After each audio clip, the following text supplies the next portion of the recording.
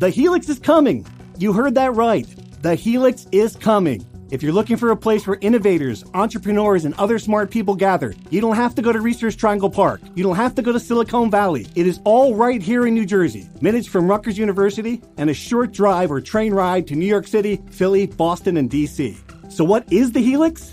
Well, the Helix is a new innovation district in New Brunswick, New Jersey that offers a range of physical environments, a vibrant innovation community, and a strategic central location. The Helix will uniquely mix workspaces, classrooms, laboratories, venues, and a collaborative environment to create a dynamic community and setting for innovative minds. Universities, startups, Fortune 500 companies, entrepreneurs, researchers, and many others are already signing up to call the Helix home. Thus far, the Helix has assembled a community of innovative private and public organizations such as Rutgers Health, the New Jersey Innovation Hub, RWJ Barnabas Health, Hackensack Meridian Health, universities from Ireland and Israel, and others. The Helix is coming. Visit helixnj.com to learn more. From NJ.com and the Star Ledger, welcome to the Rutgers Rant, your one-stop podcast for the Scarlet Knights, with your hosts Steve Politti and Rutgers insiders Brian Fonseca and Pat Lenny. Let's start chopping. All right, hello everybody. Welcome back to the Rutgers Rant. Politti here, Fonseca Lanny. All right, I'm going to start here, guys. Here we go. Lots of ifs here in this opener. But if Northwestern can beat Maryland, if Indiana can almost beat Penn State, and I get it, the word almost is doing a lot of work in that sentence, but work with me for a minute here. If Indiana can almost beat Penn State, if Virginia Tech is pretty good after all, right? I mean, they're 4-4. They beat for Syracuse by like 100 points. If all of these things are true, it suddenly feels like as we head into these final 4 games after the bye, we've got a manageable schedule. Maybe not manageable is not the right word, but I don't know, a little easier than we thought maybe in August when we were looking at this schedule. 4 games left. I don't know. The week's results showed me something here. Do you guys agree with this statement that perhaps things are a little different than we thought? I would say that even entering the bye, I thought getting one more win in the last 4 games would be really good. I think after last weekend, and obviously this is recency bias because a sample size of 1 weekend probably isn't enough, but the feeling to me is that if you don't win one of these last 2 games, it's Iowa against Maryland, if you don't give yourself a chance against Ohio State and Penn State. Ohio State was in a dogfight with Wisconsin playing their second-string quarterback. And as you mentioned, Penn State looked, horrible until they really needed to look good. I got to think you got to win at least one of these next 2 games to you have to, right? Just as well as you've been playing and as bad as the other teams have looked. Pat, what do you think? Well, Iowa didn't score this week. I don't know if you've ever heard that before, but they were on a bye. Yes. I've been on that Rutgers was going to be competitive with Iowa for a long time now. I think that's a very winnable game. And the Maryland, I was the opposite. I thought Rutgers had no chance against Maryland, and here we are. So I really think the 2 wins are on the table, and the competitiveness factor in the other 2 games against Ohio State and Penn State is really going to matter. Yeah, I just don't know. And I didn't watch any, to be completely upfront, didn't watch any of the Indiana Penn State game. When I saw that score in the 4th quarter, you're like, what? Watching it. We were in the stadium watching that game last weekend. It was just you didn't think Indiana would have a chance against any of these teams. I'm just stunned to see them. They were in a game against Penn State. Probably if Tom Allen didn't kind of chicken out there at the end, might have had a chance to pull off an upset in that game. I guess it didn't go that way. To me, it shows you that, all right, Penn State certainly is not this juggernaut that we've seen coming here before. I did watch some of the Ohio State Wisconsin game and kind of felt the same way. All right, other than Marvin Harrison, and granted, again, other than is a big statement here. The guy's the best. I think he's my Heisman vote right now. Marvin Harrison Jr. He's incredible. Other than that, and they've got a very good defense. This is not a team that's going to put up 60 points on you. So I don't know. Yeah, they are, again, they are Iowa, just a lot better. They're really good defensively. They have what Iowa doesn't have a star wide receiver, obviously, in Marvin Harrison. They got Travion Henderson back, who's a really big factor for them at running back. Right. And they might get their second best wide receiver, Emeka. His last name I don't remember. They held him out last week. He's probably going to be back for Rutgers, so that's a difference. But Kyle McCord, son of a former Rutgers quarterback, hasn't been great, especially not when you compare him to the former recent Ohio State quarterbacks, CJ Stroud, guys like that, who have been really, really good in the Heisman race. Kyle McCord seems like he's been dealing with some ankle stuff the last few weeks. They've been trying not to make that a big thing, but he was walking out with a heavily iced ankle of the stadium on Saturday. I don't think he's in danger of not playing, but my point is that he's been ineffective. The injury doesn't help. So when you have a mortal quarterback, when you only have a couple of offensive weapons compared to the many they used to have, scoring against that defense is going to be borderline impossible because they might have the best defense in the Big Ten, which is saying a lot. But if you can do what Rutgers has done, not turn the ball over, not beat yourself, maybe get a big special teams play and keep Marvin Harrison in check. I don't know if that's feasible, but if you keep him in check, if you can control the run game a bit, I certainly think you can get into the fourth quarter and be within, like Wisconsin, be within a score, which really, I think once you're there, talk about playing with house money. If you're in a one-score game with Ohio State in the fourth quarter on national television, I think that's just like Indiana got this week with Penn State. I think that's a pretty big win. Vegas agrees with us here in this analysis. 20 points. I don't know if it's moved since then. Have you seen it? But it opened with Ohio State minus 20, which is significant because in 9 meetings against Ohio State, Rutgers has never come within 3 touchdowns. I think once they came within 3 touchdowns, 22 points. But every other game's like 50 to nothing. So, I mean, obviously Vegas is expecting a much different thing this week. It's a different Rutgers team and it's a different Ohio State team. The home field advantage is going to help. I'm not quite ready to say Rutgers is going to be within a score in the fourth quarter, Pat. I mean, I guess I just wonder how they're going to score against that defense. It's a huge concern, and everything kind of went right for Wisconsin in that game against Ohio State. They picked off McCord twice, they recovered a fumble, and still didn't feel all that close to me. I thought Ohio State was really in control, and I thought Trevion Henderson was a big reason why you could see the difference that he brought to the offense. So it's almost like the difference that Kyle Monangai brings to the Rutgers offense. If they didn't have Monangai, Rutgers would be in a bad position. Ohio State does not play at as high a level without Trevion Henderson. So I think his return was huge. Marvin Harrison is tremendous, obviously. Yeah, I think this is going to be a real test whether Rutgers can run the ball over these next or against these 3 really tough defenses, starting with Ohio State. And if not, it's really going to be on Gavin Wimsatt to make some plays. Wisconsin really couldn't move the ball at all through the air, and that kind of sunk them. Rutgers is going to have to prove that if the running game doesn't work like it hasn't against some of these great defenses like Michigan and others, can Gavin Wimsatt make the plays through the air? Brian, we talked about this in the last show. Do you think there's something this team can do coming out of the bye week to switch things up offensively, or is it just this is just Ohio State? Forget it. I think Ohio State's definitely a tough opponent to experiment against. I think we all agree there's no secret formula hidden in the vault of the Hale Center that they're going to pull out. And it matters also like what kind of personnel you have, right? Like Rutgers suddenly didn't get, Marvin Harrison type wide receivers and an elite tight end. And, they have what they have. They have the pieces they have to work with. I think they can certainly maximize it as they've done recently. I think they hope the offensive line still stays relatively steady. Kyle Monangai stays running really hard and breaking a lot of tackles because he's going to have to. And they got to hope that Gavin Wimsatt, takes the jump and makes one. He has to keep not throwing interceptions. Like I know we harp on that a lot.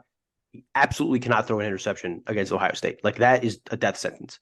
And once you do that, can he complete some passes, some deep passes? Can he be a little bit more accurate? Can his wide receivers help him a bit and not drop at least 2 passes this game? Can they convert? I don't know if you guys saw, this is a little out of left field, but the Stanford-Washington game, Stanford had a chance of upsetting Washington. They went for it on 4th down late in the 4th quarter. Trick play, guy is wide open, and he just drops the ball. He just drops the ball, and the game was over. If you get a chance like that, if you do open up the playbook, if you do pull out the trick plays, you gotta pull through and do them, right? So all of that kind of has to go together. I really think it has to be an absolute perfect storm. Literally everything, from the temperature, from the fans, from the wind, everything has to go right for Rutgers to beat Ohio State. I don't think it's impossible like it's been every year. I do think Rutgers will hold them to less than 49 points for the first time ever. I'm with you, Steve. I'm not sure a 1-score game in the 4th quarter is likely. It's funny that you mentioned another one, Washington, Stanford. Kansas, Oklahoma. I mean, it happens. I guess we get to that point. It happens. It hasn't happened here.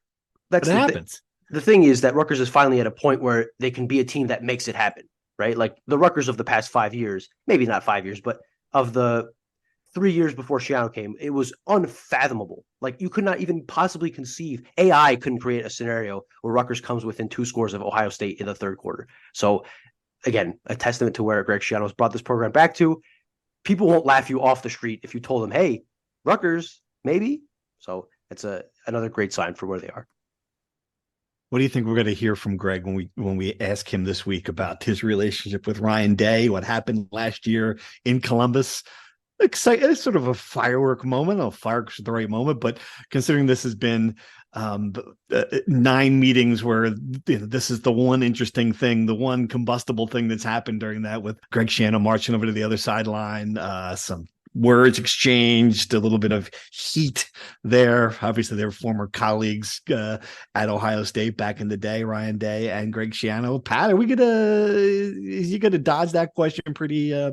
Yeah, he's gonna dodge that question, isn't he? Yeah. I know. And there was another question that actually made him think about. It was when he got the personal foul earlier this season. I forget which game it was, but it brought up, like, he asked his son, like, have I ever gotten a personal foul called on me on the sidelines? And he's like, his son was like, yeah, the Ryan Day thing.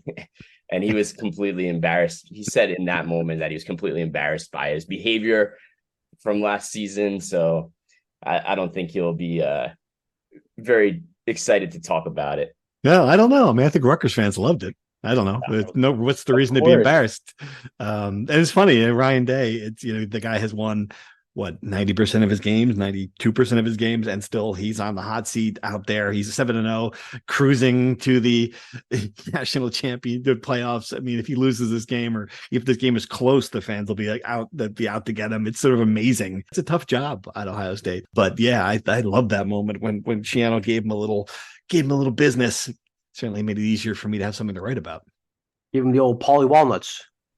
Gave him the Paulie Walnuts, right? The Paulie Walnuts. Oh, don't mess with my guys. Give him that. Pinky pointer. Love it. All right. Do you want to dive into true or false? Let's do it. No, I really don't want. Not this week. Okay. Too bad. True or false? Tyreen Powell is irreplaceable in this Rutgers defense. Is there a player who can step up and fill his role? Pat, true or false? Rutgers actually does have some decent replacements, but a guy playing like Powell, the way he was playing, is certainly irreplaceable. So I'm going to say true. Brian? I'll say false. I trust in Motoré, and I think that maybe not to the level Powell's playing, but I think he will be an adequate replacement that Rutgers does not skip a beat. I'm going to go. I would say true last week. Thinking about it now, I'm going to go false as well. I think that when you got a good DC, you can come up with something to mix it up as well. So that's I think it's false. All right, true or false? Rutgers will have a real 50,000 people at the Ohio State game. Pat, have we checked the weather forecast first? Oh man, I haven't actually. But I'm going to say actually true, because Ohio State travels really well, and Rutgers is 6-2, playing in one of its biggest games in a long time. So I have some faith. Brian, your thoughts? Well, while I get to the bottom of this, it better be true. If you don't get 50,000 people in that stadium, I'd say it's a pretty big disappointment considering everything Pat just mentioned. So I will put some belief in Rutgers and say true. According to my weather app, it's going to be sunny and 60 degrees. Ooh, a little chilly. Ooh. Could be a breeze. Could be maybe there's a little wind. I'm kidding, people. I'm kidding. Perfect weather for a football game. I agree. True. 50,000 folks will be there. Students, Ohio State fans. It's going to be a great atmosphere. All right. True or false? Beating Ohio State would be the biggest win in Rutgers history. We've talked about it before. Let's talk about it again. Pat, true or false? True. Stick with my gut reaction. Brian, you still on the Louisville bandwagon, or you moved? Most impressive win, biggest upset, absolutely. Most meaningful, I'll say false. I still think Louisville, until Rutgers is in a point where an upset puts them in the national championship conversation, I will not change that idea. I think Louisville will hold them top of the mantle for quite some time. I think it's true. Based on where this program has been in the Big Ten and the results so far in the first 9 games, it would be a monumental victory that would go to number 1 on the list. So I'm going with Pat on that one. All right, true or false? Kyle Monangai will not only break the 1,000-yard mark, he will be an all Big Ten selection. Pat, our man Kyle Monangai, the monster. Yeah, true. The guy nobody wanted. 1,000-yard rusher. Brian? If he leads them to another win, no matter who it is in these last 4 games, I think he'll be second team all Big Ten almost assuredly. So I'll say true. Okay, I'm with you too. Absolutely true. All right, Joe Harasimiak will be the Rutgers defensive coordinator next season. Are we going to lose Big Joe to another job? Pat? Better hope so. Better hope he stays. I mean, this guy, Rob D, friend of the pod, had a great suggestion when you hand Schiano his contract extension. Maybe you should tack on a few years for Joe Harasimiak as well, a little bit of a pay raise. So I'm going to say true. He will be here because it seemed like his comments actually backed up his words backed up his actions. He loves New Jersey. He loves this team. I think that's true. Brian? He got a contract extension after 1 year, became the first $1 million defensive coordinator in program history, and has been worth every cent to this program. I agree with Pat that, an extension in this offseason might not be a bad idea. And I'm not sure there are going to be many jobs that will open that would be interested in Harasimiak that would be worth leaving the situation he's in now. I think he's in a great spot. I think the relationship between him and Schiano and where he is in the program are really, really good for all parties. So I will say true. I agree. Absolutely. We're all on board with this one. True. And the other part of it is if you're not going to lure him away for another assistant coaching job, which I think I think it would be difficult for him to be taken someplace unless, I don't know, is Texas a program like that going to throw $2 million at him? I don't think so. So I think he's going to still be around next year. True. All right. And finally, with Cooper Flagg headed to Duke, it's even more likely than ever that Rutgers gets Dylan Harper. Brian, you just posted the story moments ago about Cooper Flagg heading to Duke and its ramifications. What does it mean for Dylan Harper? So the one thing I know for a fact it means is that Rutgers, even if it does get Dylan Harper, will not have the number 1 class in 2024. Duke has an almost insurmountable lead with 3 5-stars on the composite rankings. But I'm not sure it has anything to do one thing with the other. I think Cooper Flagg to Duke, despite some late UConn intrigue, was always kind of really where he was going to end up.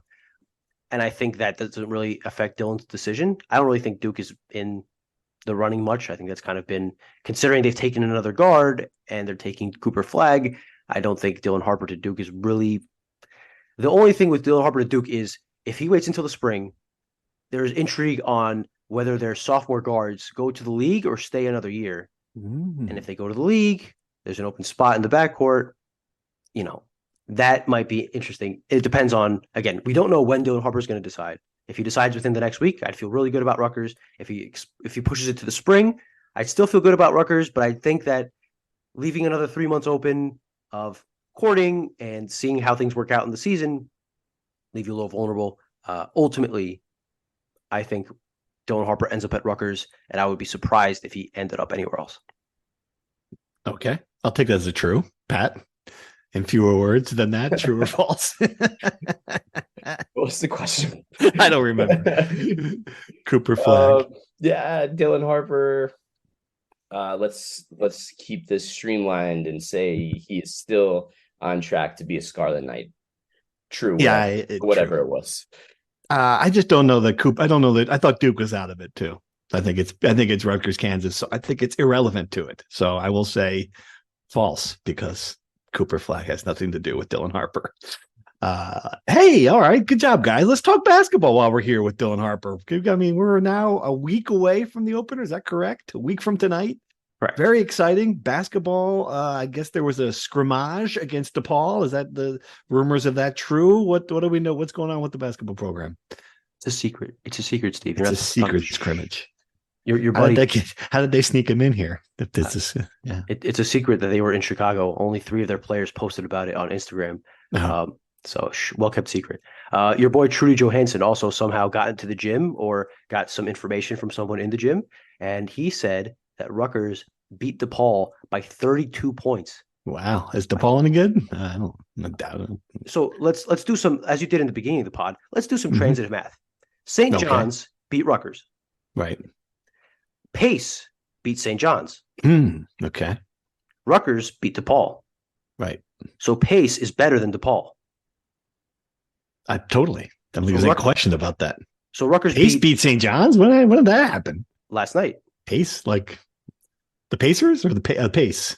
Division II Pace University beat St. John's wire to wire. St. John's did not lead. I know, that's tough. They went 11 minutes without a made field goal. Really? Was that secret too? The Rutgers special.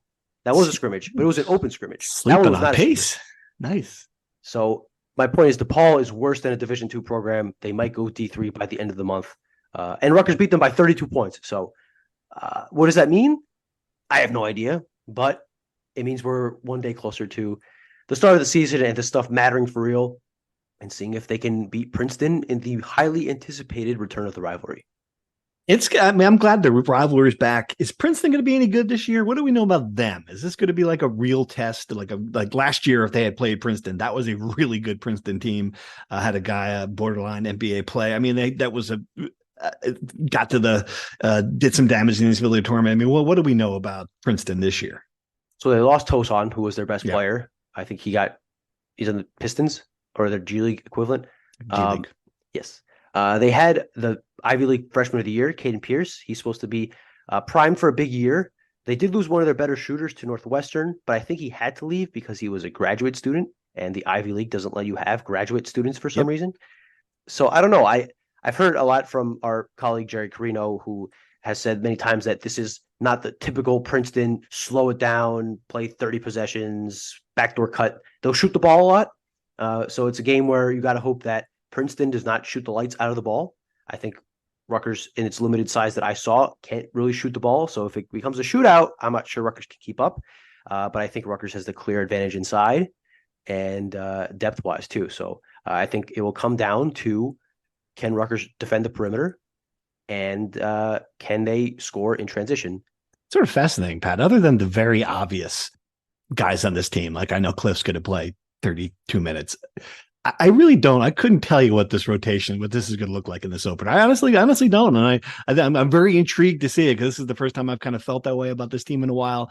I've got some ideas. I've got some theories. I think I know who's going to be out there for the most of the game. But if you told me I was wrong, or if something else happened, I mean, there's a lot of interest about this. And I think that plays to the fact that Rutgers has a little bit of a deeper team than it has in the last couple of seasons, right? They'll play more guys than they have, and the rotations and the formations.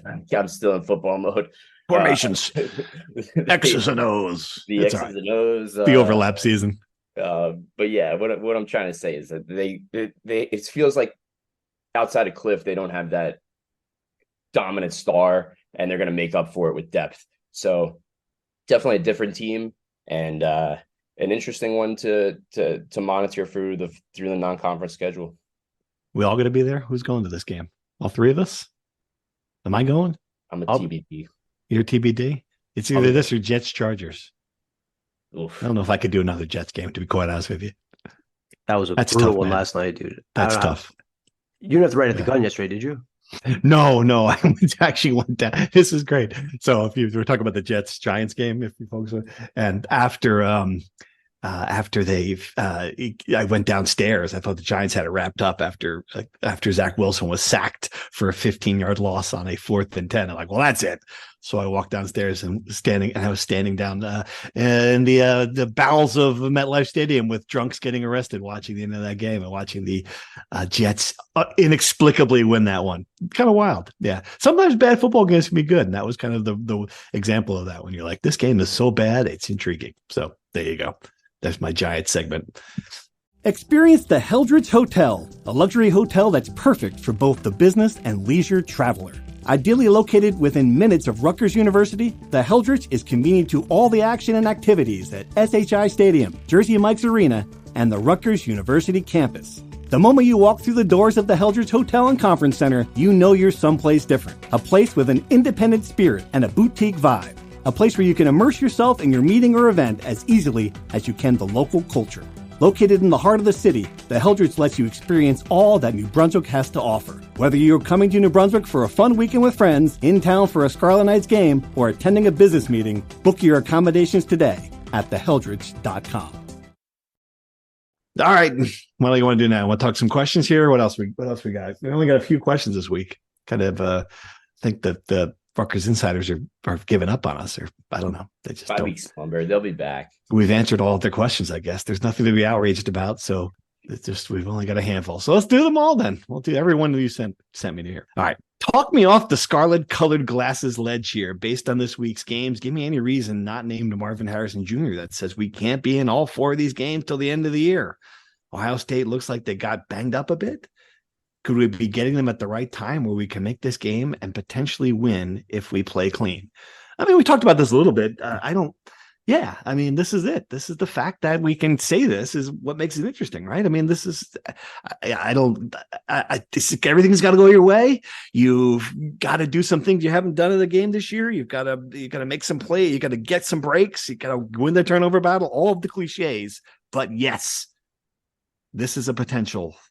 The fact that they're even within the fact that we're having this conversation is encouraging for Rutgers fans. As we said before, like, to be competitive with Ohio State is a sign of progress in my eyes. So I think, like, to even consider Rutgers having a shot with the way it plays defense and runs the ball, I think speaks for itself. And I mean, Ohio State hasn't looked tremendous, but I still think that they looked pretty good against Wisconsin and had all facets kind of figured out, especially leaning on the defense. So I'm not particularly encouraged to pick an upset here, but I think this will be the best game Rutgers gives Ohio State since they joined the Big Ten. So Brian, you on board with that? What I would say is fine. We can discount Marvin Harrison. And the truth is that, yes, Ohio State's offense is not explosive, but Ohio State's defense is so good that it might be hard to score at all. It might be hard to score more than one time. So all Ohio State probably is going to have to score is 13 points, 17 points at best. So I would say that is the biggest hurdle, is just putting up points against, again, top 5, top 10 defense, just an elite unit. This might be the case, and I was thinking about this. Rutgers might be the 5th or 6th best team in the Big Ten this year, but they're playing the teams above them. No matter how you rank that list, like you can put where we put Wisconsin. I think Wisconsin's probably still in that. If you put Rutgers 6, they could have played the 5 above them, which is, just a bad break for Scarlet Knights.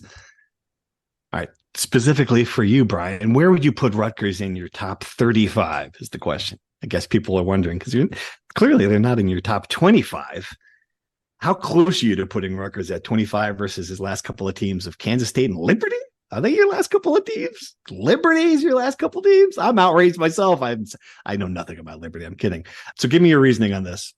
The 8-0 Liberty Flames were the 8-0 Liberty Flames, man. Yes. So this is a very well-worded question. I applaud this man or woman. Sorry, they should be a journalist because they nailed me down. I would say I gave Rutgers some serious consideration this week. Like, I really did think about it.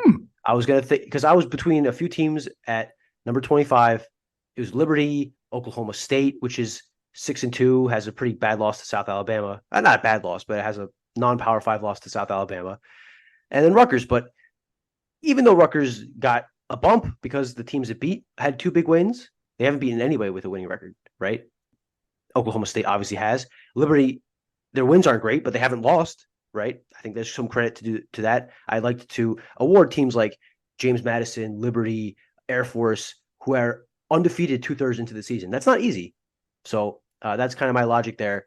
I think if Rutgers, I said this a bit on Twitter when I've had this discussion and there was a fan that told me to be brave and pick Rutgers. I guess I wasn't brave enough to do it. Be brave. But I would say if Rutgers keeps it close in the fourth quarter against Ohio State and other things work in their favor, the other teams in the bottom of the top 25 fall off, I would consider Rutgers. I certainly think that if they keep it close against Ohio State and beat Iowa, I mean, they'd be a lock for my top 25, I'd say, at that point at 7-3. So to answer the question, Rutgers was probably 28th, 27th, 28th, 29th, somewhere in that range. But the 24 to 29 range is so tight that maybe if they caught me on a better day and I got a more persuasive argument, I'd pick Rutgers, but Kansas State has been destroying teams. Liberty's undefeated. I couldn't justify, as I said, I have to have a higher threshold of picking Rutgers than other people because it's easy for Steven Johnson of the Fort Worth Telegraph, who, by the way, dropped Rutgers from 24 to 25 this week.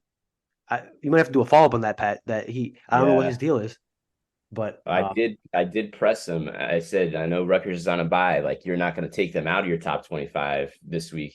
And this is before he dropped them down, of course. But he was like, I think they'll still be in my top 25, but I can't guarantee it. So that goes against all my voting. Used to do the top 20 for high school sports and things like that, right? You don't move a team on their bye week, right? Like, you can't punish them. It might be because I know too much about. I've seen how the sausage is made here that I'm just constantly amazed that anybody gives a crap about like who not you specifically, Brian, who Steve Johnson, who anybody has, who is in the top 25. It's still kind of, I find a little remarkable because I know how the list is made, and I know, it's certainly an imperfect thing. And it's also 2023, it seems like that's a very like, AOL kind of 1990 something deal, the top 25. People really do get pissed off about it still. People really care. They really care. And I've learned that it's universal across all fan bases. I'm getting guff from Rutgers fans, from Ohio State fans, because I didn't vote them in the top 3. Instead, I voted them in number 5 last week. From Florida State fans, from 1,000 different fans. Would you take a bribe if someone was going to offer you, like, say, $500 to put, I don't know, give me a team, Pat, like Iowa State, they're in the top 20. Yeah. Give me, if an Iowa State fan wanted them in the top 10, they're going to give you $500. What would you do? Well, how would you say? Do you have to bring that? Is there like a poll board that you've got to bring it to? I've been bribed. What do you have to do in that situation? I block the person on Twitter or their number for disrespecting me enough to think I would do something like that to hurt my integrity and the integrity of the Associated Press top 25 poll. It's a good answer. Right. Now, if you're saying $1,000, then oh, wait a minute now. Look at that. Look at the ethics. Just he's for sale with the St. Elmo's cocktail sauce, dude. He's for sale. That's all I gotta say, Rutgers fans. If you're worried about it, man, can't believe this. This is clearly a joke. Just to be like over the top obvious. I will not be bribed for my AP top 25 vote unless Rutgers fans want to drop $25,000 in my bank account. No, I'm kidding. Don't tweet at me, and don't tweet at the AP top 25. Don't tweet at Ralph Russo. I'm joking. Rutgers is number 1, and one guy's got him number 1. What happened? Love it. Where'd you put Ohio State this week, Brian? I think I put them number 3. I think I dropped Washington, and I had Georgia 1, Michigan 2, number for sure. The sign stealing scandal does nothing to affect my vote of Michigan, and I think I put Ohio State 3, Florida State 4, Washington 5. Wow. Okay. You might be moving up closest to the median after that ballot. I think so. I think I'm falling closer to the sheep, the hive mind. I think so. Sheeples. All right. Question from Morocco. With the Rutgers defense definitely playing good enough to be a Big Ten championship team, do you anticipate any changes to the offense or special teams to help kickstart the offense against Ohio State? We talked about this a little bit. He also wants to know if there's possible that we could work with Wimsatt on his accuracy in the bye week. I doubt that's going to happen, Rocco. That's not something you can fix in a couple of film sessions between games. I do think, and I said this before, I do think there will be some kind of wrinkle coming out of this thing. The offense we saw against Indiana, it kind of felt like how the Giants tried to win that game against the Jets, where you got to run the ball, 90% of the time or whatever it was. That is not going to be what they do in this game. I'm convinced of that. They're going to put the ball in Wimsatt's hands, for better, for worse. I think that's what they're going to do. You guys disagree? No, I agree. I think you have to figure out which Wimsatt are you going to get. The one that was making those plays down the field against Michigan, or the one throwing the back-breaking interception, because we have seen him make good throws, and we've seen him make horrible throws against Indiana, right? So, but you got to roll with him in this game, because, as you said, you're not going to win this game or even stay competitive in this game running the ball 50 times against a defense that's so good and obviously going to be ready for that game plan. So I think you can game plan against Indiana because you can push them around physically on the offensive line. You're not going to push around Ohio State at the point of attack. So you got to open it up, and you got to trust that even if Gavin doesn't have a great game, he's learning in this situation and seeing things differently, and at least having a shot to throw the ball. I did ask Gavin last week about some of his passes being sailed on him, like throwing the ball too high. And he didn't exactly say why it happens, but he did say that the bye week is a good opportunity to fix fundamentals and improve on it. To your point, Steve, I don't think you can fix all of that in a week's time. I do think it's a good opportunity versus a regular game week where you're not prepping for opponents and you could self-scout and do all that stuff. I would not expect Gavin Wimsatt to start completing 65% of his passes. But I do think they need him to not turn it over. They need at least one big play, something, some deep ball, maybe not an 80-yard touchdown, but a 50-yard completion, something to stretch the field and give themselves a shot. All right. Good job with the questions, everyone. Thank you. I'll be back. Hopefully we'll have more of them after the Penn State game because I understand not a lot going on. All right. What else we got? We got that, man. Not a good week for our field hockey women's soccer. Field hockey 7-2 lost Iowa. Is that right? Man, I don't need Candace Lanny on here to tell me that's not good. I can do that myself. I can go out on the limb and say something went wrong there in Iowa City. That was very unexpected. Do we know anything more about that, guys? Is that does not sink the season, obviously, but it's certainly not a good sign. Emotional letdown spot. It's not really a relevant game anyway because they were going to finish second in the Big Ten because Northwestern demolished Maryland on Thursday. Right. So they're going to be the second seed in the Big Ten tournament, and the new season starts now. I do think it's hard to get up for a meaningless game 5 days after. I mean, just a crushing loss. So after they were robbed, don't crushing loss. Leave that off. Robbery. I will say it was uncharacteristic of Rutgers too, because they have been playing such great defense and it's been a low scoring season all along. So to give up 7 goals seemed like such an outlier that maybe Brian's right. It was just such an emotional letdown coming off of that robbery. Wait, I'm looking up who field hockey is going to play in the tournament. Okay. Number 2 Rutgers, number 7 Michigan on Thursday. If they win, they will face the winner of number 3 Maryland or number 6 Iowa. How'd that happen? I don't know. Man. But there you go. If they win Thursday, on Friday, they might have an opportunity for some revenge on the Hawkeyes. There you go. I expect a different field hockey team. Maryland? No, I just expect Rutgers to be a different field hockey team and this 2-game skid get back to what got them 15-0. All right. But women's soccer team lost on PKs to Wisconsin. Is that right? No. Yes, that is correct. Wisconsin, not looking good for NCAAs. How do we feel about that streak coming to an end? They got lucky to not lose in regulation. They had 2 goal line clearances at the end of regulation. And Wisconsin at one point was out shooting them 17-2. Shots aren't everything in soccer, but the pure volume of like getting dominated like that tells me that Wisconsin had control of the game. I watched the tail end of it. Wisconsin probably was the rightful winner. Rutgers finished this year well. I think they won 4 of their last 6 games, but I think they're in a long wait until next Monday when the selection show happens. I don't think it's a lock. They make the tournament. That would snap, like you said, a 11-year streak because they've made it every year since 2012.